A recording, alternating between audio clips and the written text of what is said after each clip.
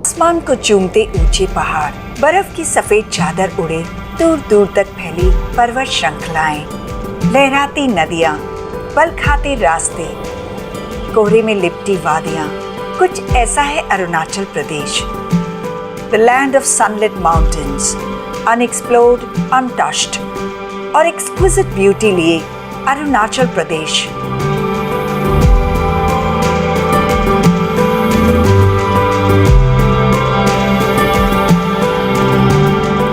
मुस्कुराहट की गर्माहट लिए बाहें फैलाए हर किसी का स्वागत करता दिखाई देता है। It is an amazing destination for an amazingly beautiful holidays.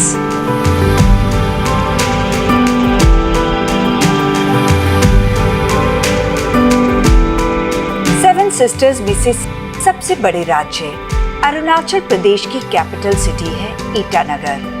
Arunachal Pradesh के साउथ में है आसाम और नागालैंड। अरुणाचल प्रदेश को ऑर्किड स्टेट ऑफ इंडिया या पैराडाइज ऑफ बोटैनिक्स भी कहा जाता है। यहाँ 500 से ज्यादा बर्ड स्पीसीज पाई जाती हैं। यहाँ का फ्लोरा और फौना इस रीजन को एक स्टेट ऑफ कामनेस और फ्रेशनेस देता है। अरुणाचल प्रदेश को एक्सप्लोर करने के लिए मैंने अपना पहला डेस्टिनेशन चुना बॉमडिला, जो कि ईस्टर्न हिमालयन रेंजेस में बसा छोटा सा खूबसूरत टाउन है। बॉमडिला पहुंचने का एक ही जरिया है, जो है रोडवेज। लेकिन तब मैंने सोचा नहीं था कि my drive to Bomdila from Guwahati मुझे क्या क्या सरप्राइज देने वाली है। Arunachal rises abruptly from Assam's plain. Arunachal में एंटर करते ही अचानक एटमॉस्फेयर बदल गया और मुझे लगा जैसे मैं बादलों में आ गई हूं।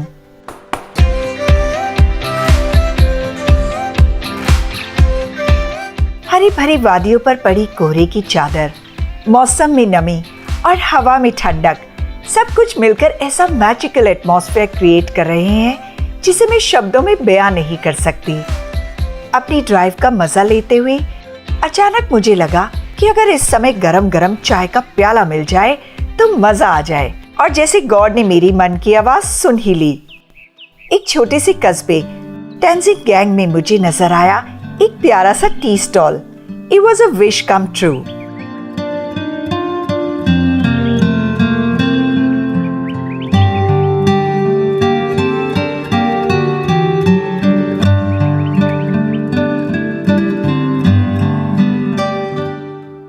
एक अच्छे से टी स्टॉप ओवर के बाद मैंने अपनी जर्नी दोबारा शुरू की। मुझे पता चला कि बॉमडिला से करीब 14 किलोमीटर पहले आता है एक बेहद खूबसूरत हिल टाउन ऑफ रूपा, जिसे एक टाइनी हिल स्टेशन कहना ज्यादा ठीक होगा। रूपा टैंगा रिवर बैंक पर बसा हुआ है। एन अर्ली मॉर्निंग और late afternoon ride around Rupa is simply breathtaking. मैं जल्दी से जल्दी रूपा पहुंचना चाहती हूँ, लेकिन रास्ते में इतनी सारी खूबसूरत नज़ारे मेरे कदमों को बार बार रोक लेते हैं।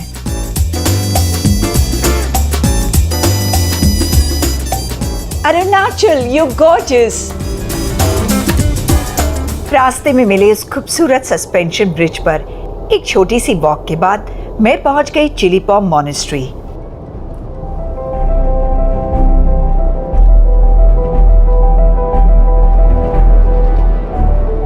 मॉनेस्ट्री के एंट्री गेट को देखकर मैं तो बिल्कुल मेस्मराइज रह गई। ऐसा लग रहा है जैसे बादलों के बीच गेट ऑफ हेवन हो। मैं चल रही थी और बादल मेरे साथ चल रहे थे और गेट के पार मॉनेस्ट्री वाकई हेवन के जैसी लग रही थी। चारों तरफ हिमालय से घिरी चिलीपॉम मॉनेस्ट्री का एक्चुअल नेम सैंग नांग चोकर डार्गलिंग मॉनेस्ट्री है, जिसको इनॉग्रेट किया था हिज होलीनेस 14 दलाई लामा ने 13 अक्टूबर 1997 में। आप क्या कर रहे हैं? हम लोग का बुद्ध धर्म है यार। हाँ जी, बुद्ध धर्म। कितनी बार घुमाते हैं इसको? रात भर दिन भर रात भर घूमता है ये।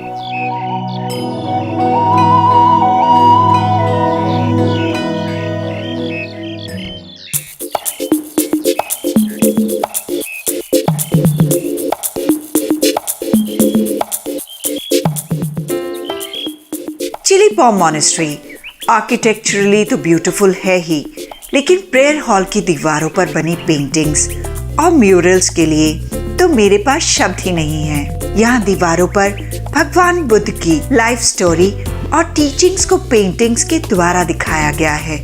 ये पेंटिंग्स इतनी कैप्टिवेटिंग हैं कि मैं बस इस आर्ट वर्क को देखते ही रह गई। अरुणाचल प्रदेश की रूपा वैली के हिल पे बनी हुई है ये सैंगनांग मॉनेस्ट्री, जो अपने आप में बेमिसाल है। ये इतनी खूबसूरत है कि मैं इसकी जितनी भी तारीफ करूं कम है। इसका आर्ट वर्क, इसके अंदर जो कलाकृति बनी हुई है वो बहुत सुंदर है।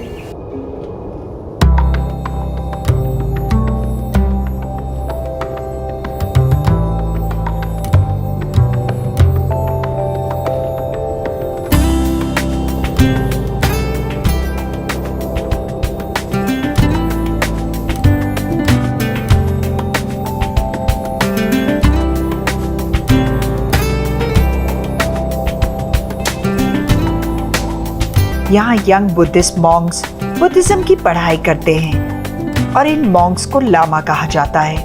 यहाँ करीब 150 लामाज 9 साल तक रहकर अपनी पढ़ाई को पूरी करते हैं। This monastery is a perfect abode of peace and serenity, which leaves you speechless.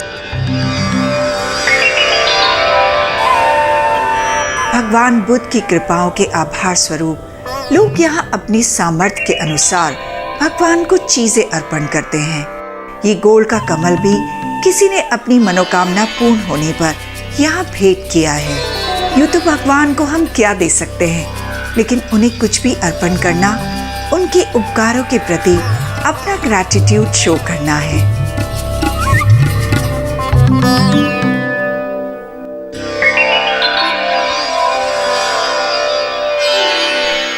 Chilli पॉम monastery और इसकी सराउंडिंग्स इतनी खूबसूरत हैं कि मन करता है कि वक्त यहीं रुक जाए। लामाओं को अपनी डेली रूटीन का काम करते देखना, हवा में लहराते कलरफुल फ्लैग्स और दिन रात घूमते हुए prayer wheels, which gives you a divine experience of your lifetime. Chillipam monastery में मुझे लामाओं की किचन में जाने का मौका मिला और यहाँ के मुझे पता चला अरुणाचल की बटर टी के बारे में, जिसमें चीनी की जगह मक्खन और नमक मिलाया जाता है। चाय कैसे बनाते हैं? चाय अभी जैसे आपका ये जो चीनी का चाय बनता है ना, दूध वो वगैरह बॉईल करते हैं, इसमें फिटता है ये जो है ना। हाँ जी। इसमें डाल के एकदम चाय को। अच्छा, तो आप जैसे पानी में पत्ती डालते हैं, दूध डालते हैं। जी जी। और थोड़ा सा नमक डालते हैं। नमक उसमें नमक और बटर इसमें डालेंगे, उसके बाद अच्छा, नमक और बटर को एक साथ मिलाते हैं। उसको मिला के उसके 2-3 बार मिलाते हैं, उसको बस चाय बन जाती है। और उसके बाद चाय में डाल देते हैं। ये बटर वाली चाय है। हाँ जी। वाह।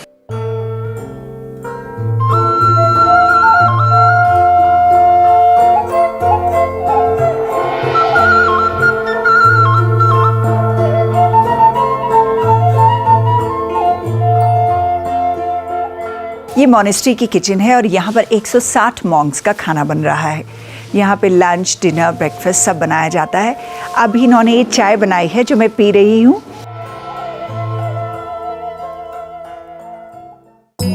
रूपा की इस बेहद खूबसूरत चिली पॉम मॉनेस्ट्री में आकर मैं तो भूल ही गई थी कि मैं बॉम्डिला जाने के लिए निकली थी, तो इसलिए अपने मन को समझाकर मैं वापस निकल पड़ी हूँ अपने सफर पर। इंडिया में कुछ ही ऐसी जगहें होंगी जो टूरिस्ट की बहुत ज्यादा इन्वेजन से बची होंगी। बॉम्डिला उन्हीं में से एक है। यहाँ की रॉ ब्यूटी आज भी वैसे ही इंटैक्ट है और इसे गहराई तक एक्सप्लोर करने के लिए मैं पहुंच गई हूँ यहाँ के लोकल मार्केट में।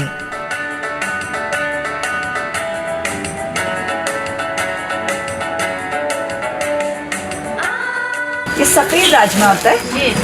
हमारा नाम क्या है? शिरिंग वांगचू। ये सब लोकल प्रोड्यूस है, बड़ा ही इंटरेस्टिंग है। लोकल मार्केट में लोकल प्रोड्यूस देखना, उन्हें खरीदना मुझे सबसे ज्यादा पसंद है। मेरी नजर पड़ी इस यूनिक से मार्केट में जिसे सिर्फ लेडीज चलाती हैं, जहाँ से मैं यहाँ के सब लोकल प्रोड्यूस खरीद सकती हूँ। फिर चाहे वो सब्जियां हो, यहाँ का अनाज हो, बर्तन हो, कपड़े हो या day to day household में इस्तेमाल होने वाली चीजें, यहाँ सभी कुछ मिल जाता है। ये मेरे लिए एक बड़ा ही यूनिक शॉपिंग एक्सपीरियंस था, तो कुछ शॉपिंग मैंने भी कर ली। यहाँ के लोग ज्यादातर खुश रहने वाले, मिलनसार होते हैं।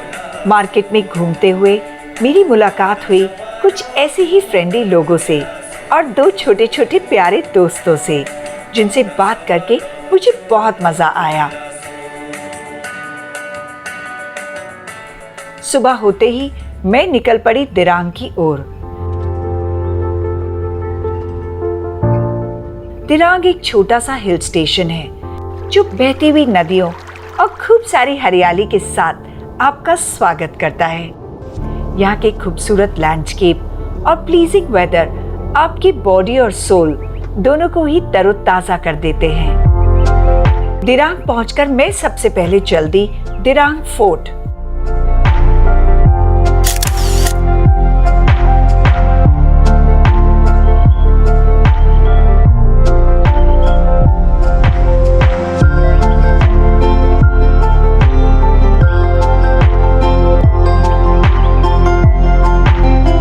दिरांग जोंग यानी कि दिरांग फोर्ट, इसकी हिस्ट्री करीब 500 साल पुरानी है, लेकिन आज ये अरुणाचल आर्कियोलॉजी डिपार्टमेंट में राष्ट्रीय फोर्ट घोषित कर दिया गया है। यहाँ आकर ऐसा लगता है जैसे मैं इतिहास में वापस आ गई हूँ। इस जगह की एक बड़ी अच्छी सी कहानी है। कहते हैं यहाँ पर एक नागराज हुआ करते थे और पुराने समय में वो लोगों को बहुत ज़्यादा हैरान करते थे। तब यहाँ पर रहने वाले लामा ने उनका वध किया और उनका हृदय एक पत्थर के रूप में यहाँ रख दिया। आज भी वो पत्थर यहाँ रखा हुआ है और लोकल्स यहाँ उसके दर्शन करते हैं।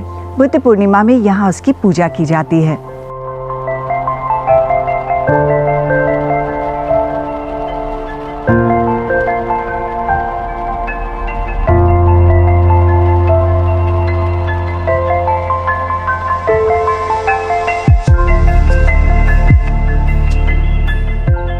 ये मंदिर का नाम है लामा जुटो। पहले जमाना में हम लोग बोलते, अभी लू मतलब नाग को बोलते ना जी। लामा थे जिन्होंने वो नागराज को मार के उनका दिल जो है वो यहाँ रखा है। यहाँ रखा तो क्या आज भी यहाँ रखा हुआ है? आज भी यहीं पर है। अच्छा। है जी। लेकिन ये कब देख सकते हैं हम? ये हम लोग ऐसे सुबह 4 बजे ऐसे पानी चढ़ाते हैं, जो 3-3 साल में चेंज होता है। अच्छा, 3-3 साल में यहाँ लामा चेंज होता है। तो सुबह 4 बजे जैसे पानी चढ़ाता है तो शाम को 3:30-4 में पानी उतर कर फिर धूप सूप जलाकर फिर चला जाता है। दिन में तो पूजा में जाता है लामा। आपका नाम? मेरा नाम सिद्धि है। सिद्धि? हाँ जी। ओके जी। Okay Siddhi, thank you.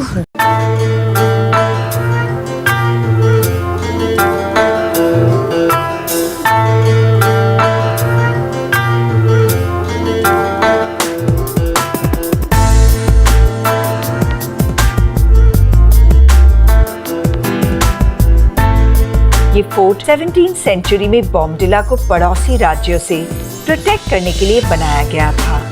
In fact Vietnam war के दौरान इस फोर्ट को जेल के रूप में और वर्ल्ड वॉर के समय इसे शेल्टर की तरह इस्तेमाल किया गया था।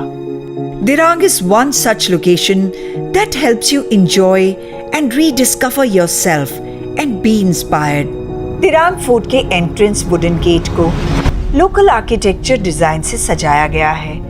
यहाँ फोर्ट में बने मोनपा स्टाइल घरों में आज भी मोनपा ट्राइब्स के लोग रहते हैं। इसमें से बहुत से घर करीब 500 साल पुराने होंगे।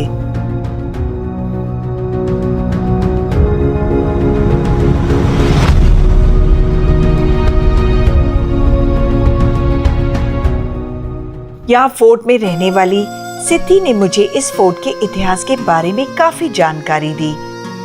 उन्होंने मुझे बताया कि पहले ये फोर्ट तिब्बत के राज में था। तब यहाँ रहने वाले लोग तिब्बत के राजा को अनाज के रूप में टैक्स दिया करते थे। 500 साल पुराने इतिहास को इतने करीब से देखना अपने आप में एक एनरिचिंग एक्सपीरियंस था। और अब मैं जा रही हूँ कुछ डिवाइन एक्सपीरियंस के लिए दिरांग मॉनेस्ट्री।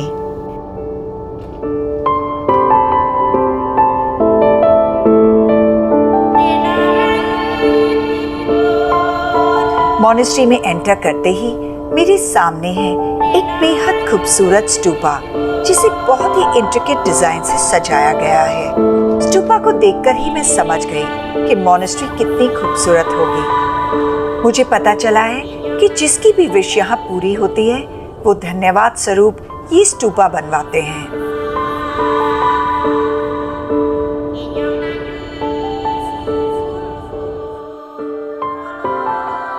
बौद्ध धर्म में इन प्रेयर व्हील्स को घुमाना पूजा का ही रूप माना जाता है। लोग आकर प्रेयर व्हील्स घुमाते हैं। दिरांग टाउन के सेंटर में है ये थुपसंग डार्गलिंग मॉनेस्ट्री जो कि हिल टॉप पर बनी हुई है। ये मॉनेस्ट्री 6 अप्रैल 2017 में इनॉग्रेट हुई थी। जब मैं यहाँ पहुंची तो मॉनेस्ट्री में लामास की टीचिंग चल रही थी और मेरे कदम खुद ब खुद उस तरफ बढ़ गए।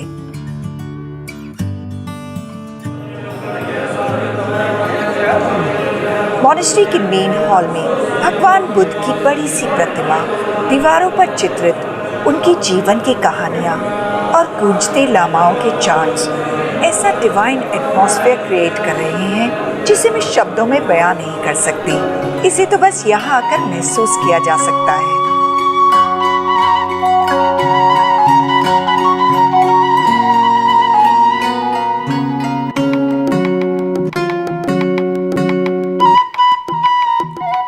दिरांग की थुपसंग डार्गलिंग मॉनेस्ट्री के साथ एक लर्निंग इंस्टीट्यूट भी है जहां मॉन्क्स और आम लोगों को तिब्बतन बुद्धिज्म पढ़ाया जाता है। थुपसंग डार्गलिंग मॉनेस्ट्री को उसका नाम हिज होलीनेस 14 दलाई लामा ने दिया था, जिसका मतलब होता है place of flourishing of the Buddha speech.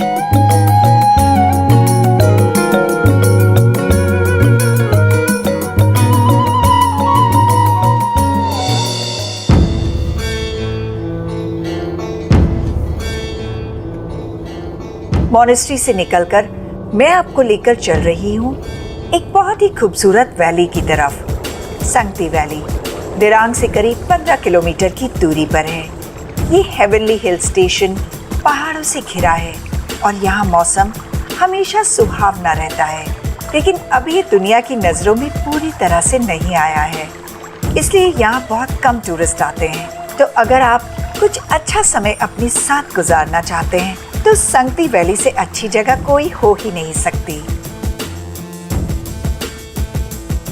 Trust me, Sakti Valley definitely helps you enjoy the nature, rediscover yourself and be inspired.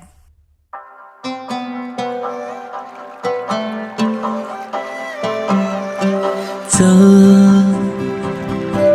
वहाँ चले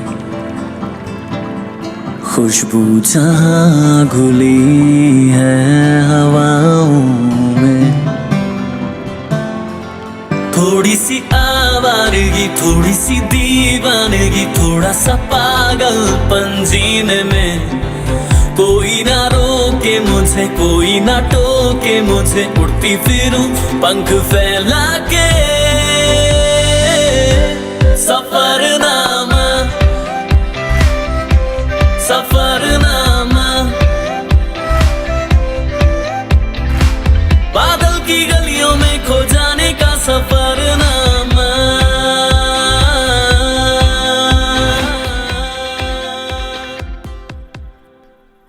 संगती वैली में मदर नेचर के साथ वक्त बिताकर मैं चलती हूँ दिरांग के 500 साल पुराने काल चक्र गोम्पा को देखने।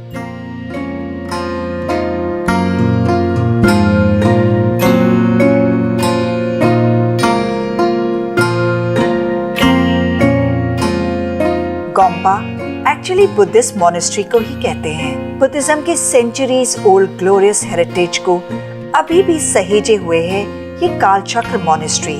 आर्किटेक्चरल ब्रिलियंस का जीता जागता उदाहरण है। यहाँ बेहद खूबसूरत म्यूरल्स और स्कल्पचर्स देखे जा सकते हैं जो यहाँ की स्पिरिचुअल रिचनेस को और भी बढ़ा देते हैं। और यहाँ आकर मुझे पहली बार पता चला कि घूमते हुए इन प्रेयर व्हील्स पर क्या लिखा होता है।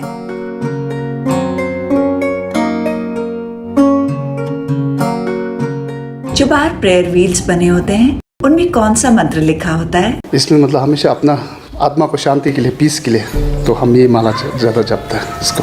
और उसका मंत्र आप एक बारी प्रोनाउंस करके बताइए। ओम माने पे मैं हूँ।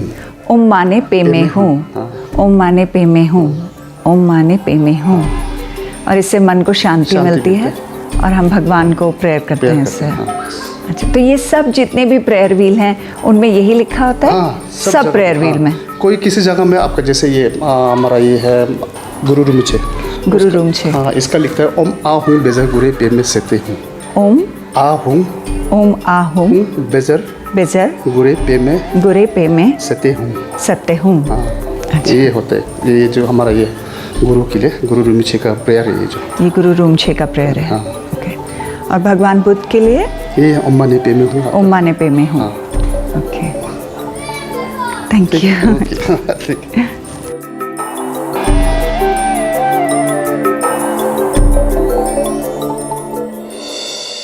ओम माने पे में हूँ, ओम माने पे में हूँ, ओम माने पे में हूँ, ओम माने पे में हूँ। बॉम्डिला और दिरांग कहने को बहुत छोटे से टाउन है, लेकिन यहाँ आकर मुझे जो एक्सपीरियंस हुआ उसका कोई मुकाबला नहीं। रॉ अनटच्ड ब्यूटी को महसूस करने से लेकर इतिहास की गलियों से गुजरना, some ethereal divine experiences to relaxation in the lap of mother nature, कितना कुछ है यहाँ। इस जगह को छोड़कर जाने का बिल्कुल भी मन नहीं है, लेकिन कौन जानता है कि आगे कौन सा सरप्राइज मेरा इंतजार कर रहा हो, क्योंकि अगले एपिसोड में मैं आपको लेकर जा रही हूँ मदर नेचर के सारे रंग एक जगह दिखाने, यानी अरुणाचल प्रदेश के तवांग शहर में। तो रहिए मेरे इस सफरनामा के साथ और जानिए इंडिया के एक्सोटिक नॉर्थ ईस्ट को। तब तक के लिए मुझे इजाजत दीजिए। Always be happy and keep traveling.